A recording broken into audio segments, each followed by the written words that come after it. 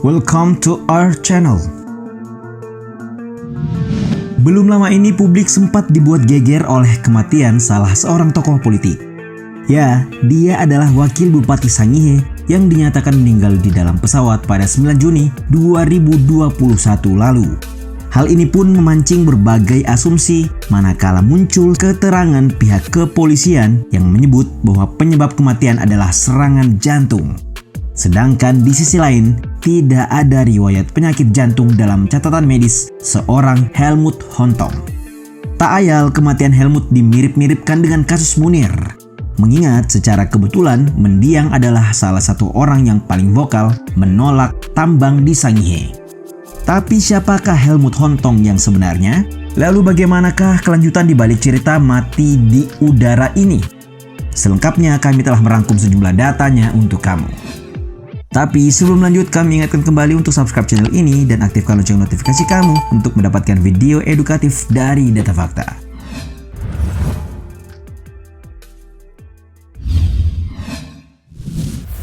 Dari salon ke parlemen.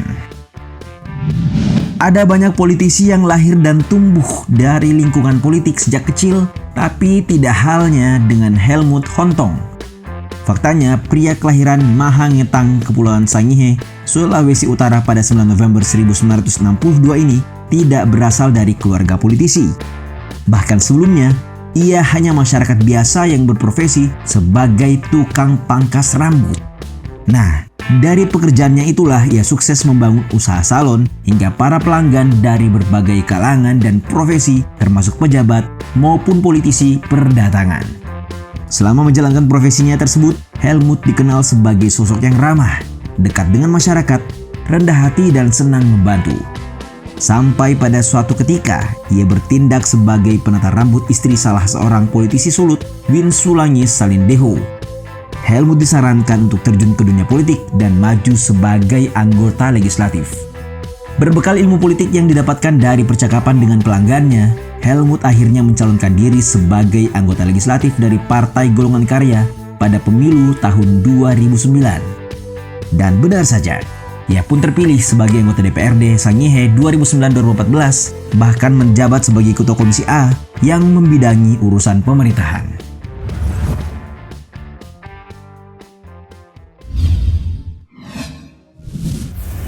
Karier politik. Mengemban tanggung jawab sebagai seorang anggota dewan tidak lantas mempengaruhi sikap dan pembawaan Helmut menjadi sombong. Sebaliknya, dengan amanah tersebut, ia bisa lebih mencurahkan pengabdiannya untuk masyarakat. Tidak ada yang berubah, nyatanya ia tetap membantu masyarakat yang tengah kesusahan, bahkan merogoh kantong pribadi untuk menanggung biaya berobat warga maupun menghadiri acara penghiburan kedukaan. Alhasil, saat mencalonkan diri kembali pada pemilihan umum 2014, Helmut kembali duduk di kursi DPRD Sangihe. Perolehan suara Helmut saat itu pun merupakan yang terbanyak di daerah pemilihan Sangihe 1 yang mencapai 2.208 suara. Riwayat politiknya di partai berlogo pohon beringin juga terbilang cukup mulus, sebab tidak lama setelah menjadi kader pada tahun 2009, ia terpilih sebagai wakil ketua Golkar Kabupaten Sangihe selama 2 periode. Di tengah perjalanan masa bakti periode keduanya, Helmut juga dimandatkan sebagai sekretaris Golkar Sangihe 2016-2020. Tidak hanya itu, Helmut Hontong juga diketahui menjabat ketua Kosgoro Sangihe periode 2016-2020. Seiring berjalannya waktu, karir politik Helmut Hontong menanjak. Dengan terpilihnya ia sebagai wakil Bupati Kepulauan Sangihe berpasangan dengan Jabes Gahagana pada tahun 2017.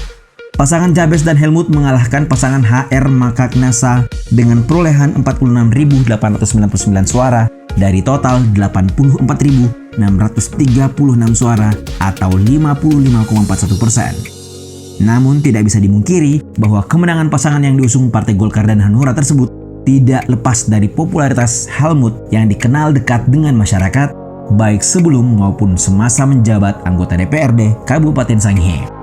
Dilansir dari Sulut Link, saat memberikan sambutan pada ibadah syukuran pelantikannya sebagai Bupati dan Wakil Bupati Kepulauan Sangihe 2017-2022, Jabes dan Helmut mengakui proses pencalonan keduanya tanpa didukung dengan materi yang berlebihan. swadaya dan berpatungan mengeluarkan uang pribadi masing-masing.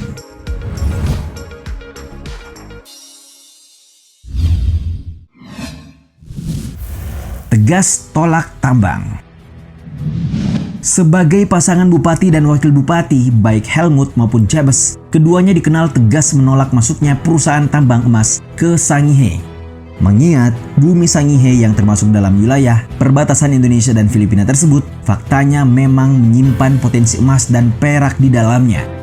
Melansir Kompas, wilayah itu menyimpan 3,16 juta ton dengan kadar emas 1,13 gram per ton dan perak 19,4 gram per ton.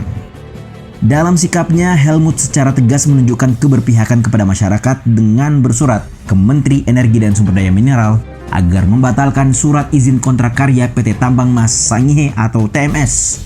Melalui surat yang diterbitkan pada Januari 2021 tersebut, Helmut menilai pemberian izin kontrak karya kepada PT TMS melanggar Undang-Undang tentang pengelolaan wilayah pesisir dan pulau-pulau kecil di Pulau Sangihe, di mana yang menjadi lokasi tambang masuk dalam kategori pulau kecil. Dikutip dari berbagai sumber, PT TMS memperoleh izin kontrak karya dengan luas 420 hektar atau lebih dari setengah luas Pulau Sangihe yang luasnya 737 hektar. Aktivitas tambang, lanjut Helmut dalam suaranya, disebut berpotensi merusak lingkungan, dataran, pantai, mangrove, terumbu karang, dan biota laut. Selain mengancam ketersediaan air bersih, pembukaan lahan juga dianggap mengancam keberlangsungan hidup burung endemik Sangihe, Manu New, dan menimbulkan potensi tanah longsor. Penggunaan ragam bahan kimia berbahaya dan beracun dalam proses ekstraksi emas juga dikhawatirkan oleh Helmut mencemari dan merusak ekosistem wilayah pesisir dan laut sehingga memberi dampak buruk bagi sumber penghidupan warganya yang bergantung dari hasil laut. Nah, berdasarkan pengamatan tersebut, Helmut berpendapat bahwa jika dilanjutkan, keuntungan hanya didapatkan oleh pemegang izin kontrak karya dan tidak untuk warga.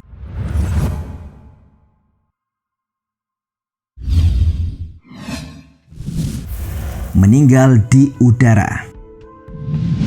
Telah dibahas di awal bahwasanya Helmut Hontong meninggal pada 9 Juni 2021 di dalam pesawat. Saat itu ia berada dalam penerbangan dari Denpasar menuju Makassar usai mengikuti pertemuan Asosiasi Wakil Kepala Daerah se-Indonesia di Bali. Diketahui, Helmut Hontong menaiki pesawat Lion Air JT740 didampingi ajudannya yang bernama Harmen Kontu. Mengutip berbagai sumber, beberapa saat setelah lepas landas, pria 58 tahun tersebut merasa pusing dan meminta kepada ajudannya untuk menggosokkan minyak kayu putih ke bagian belakang dan leher.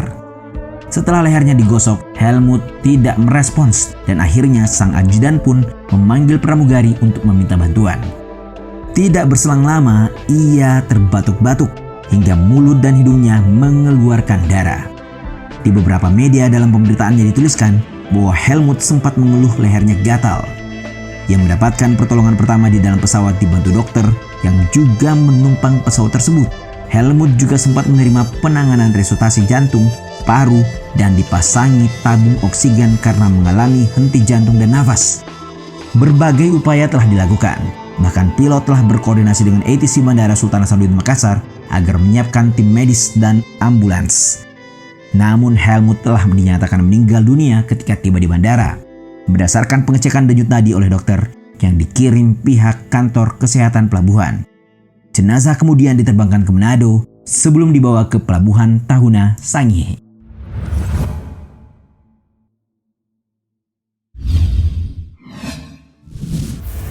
Kontroversi kematian pahlawan warga Sangihe. Kepulangan Helmut yang sudah tidak bernyawa disambut dengan duka cita yang mendalam. Isak tangis ribuan warga Sangihe memenuhi pelabuhan Tahuna saat peti mati berbalut bendera merah putih diturunkan dari kapal laut Merit Teratai. Kematian yang tiba-tiba itu pun meninggalkan banyak tanda tanya. Bagaimana tidak? Rekaman medis Helmut sebelum berangkat menyatakan bahwa ia negatif COVID-19, kadar gula darahnya menormal, dan tidak ada riwayat penyakit jantung. Di jagat maya, banyak warganet yang membandingkan kejadian ini dengan kematian aktivis HAM Munir yang juga meninggal di pesawat pada 2014 silam. Munir dinyatakan meninggal saat penerbangan dari Jakarta menuju Amsterdam, Belanda setelah ditemukan kandungan senyawa arsenikum di tubuhnya. Sama seperti Munir yang mati setelah memperjuangkan kepentingan banyak orang, kematian mendadak Helmut dikaitkan dengan aktivitasnya yang tegas menolak keberadaan PT TMS di Shanghai. Kepolisian sebenarnya cukup gegabah menyatakan kematiannya disebabkan oleh penyakit jantung karena menurut kardiolog Siska Suridandadeni yang dikutip dari Tempo, kematian akibat jantung umumnya tidak muntah darah atau mimisan, apalagi mengalami sensasi gatal di leher seperti yang dialami Helmut. Desakan untuk melakukan pengusutan kematian Helmut pun berdatangan, baik dari Solidaritas Save Shanghai Island, Komnas HAM, Jatam, hingga legislator DPR RI. Meski keluarga sempat menolak, otopsi jenazah Helmut pun akhirnya dilakukan. Mengutip Kompas, berdasarkan hasil pemeriksaan sementara, tim forensik Polda Sulawesi Utara tidak ditemukan kandungan senyawa racun di dalam tubuh Helmut. Kabid Humas Polda Sulut menyatakan hasil sementara kematiannya disebabkan oleh komplikasi penyakit menahun yang meski begitu, tim forensik masih melakukan pemeriksaan lanjutan. Selamat jalan Pak Helmut, perjuanganmu tidak akan sia-sia. Doa dan bendera setengah tiang dari wargamu adalah bukti cinta mereka terhadap ketulusanmu. Semoga Pak Helmut tidak menjadi Munir kedua di negara ini.